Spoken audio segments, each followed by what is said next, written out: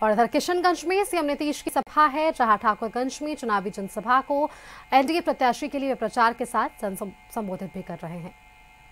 ठीक नहीं था तो हमने उनके लिए भी, मुस्लिम समुदाय के लिए हमने काफी काम किया।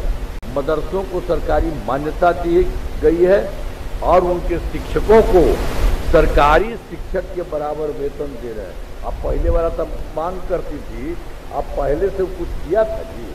अब ये मतलब का हम कहेंगे उसको वोट देने का क्या जरूरत है? और काम तो हम ही लोग ना किए हैं सबके लिए, उसको भी देख लीजिए। तो इस तरह से सब तरह से काम हम लोगों ने किया। पूरे तौर पर हम लोगों ने एक एक तरह से सबके लिए काम करना शुरू किया है और किसी के लिए भी चारों तरफ से, तो आप जान लीजिए कि हर तरह से जो कुछ भी हो, जो वृद्धजनों, दिव्यांगजनों और विधवा महिलाओं को मिलने वाली पेंशन की राशि बढ़ा करके 400 रुपया था, उसको हमने 1100 कर दिया है।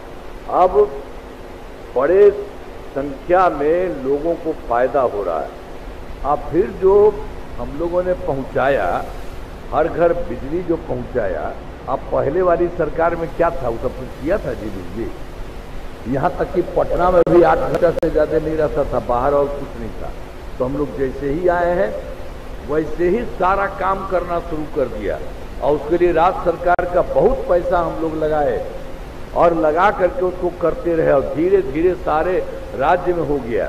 उसके बाद हर घर बिजली पहुंचा दिए 2018 में और सरकार द्वारा शुरू से ही बहुत सस्ती दर पर बिजली दी गई।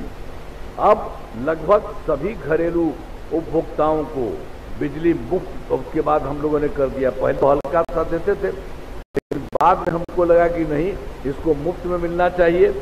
अब सभी घरेलू उपभोक्ताओं को जो घर घर में लगा दिए हैं अब मुफ्त है।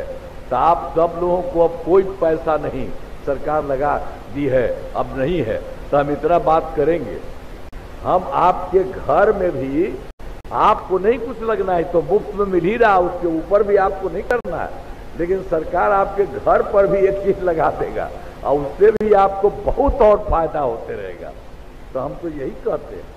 तो भाई आप सब लोग जो है देख लीजिए, जा करके इसमें सब लोगों का, किसी को मत छोड़िए, हर लोगों के परिवार में हमने कहा है सरकार कर रही है, तो उसी तरह से उन सब लोगों को करवा दीजिए, करके चले, बहुत अच्छा रहेगा।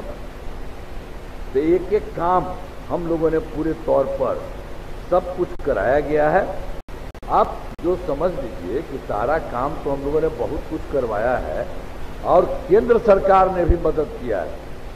अब जानते हैं इस बार के पिछला चुनाव हुआ था, उसमें जुलाई 2024 के बजट में बिहार को विशेष आर्थिक सहायता के रूप में सड़क, उद्योग, स्वास्थ्य, पर्यटन, बाढ़ नियंत्रण के लिए बड़ी राशि देने की घोषणा की गई। और फरवरी 2025 के बजट में बिहार में मखाना बोर्ड, एयरपोर्ट की स्थापना, पश्चिमी कोसी नहर के लिए वित्तीय सहायता आदि की सबसे इस तरह से बहुत घोषणा की गई।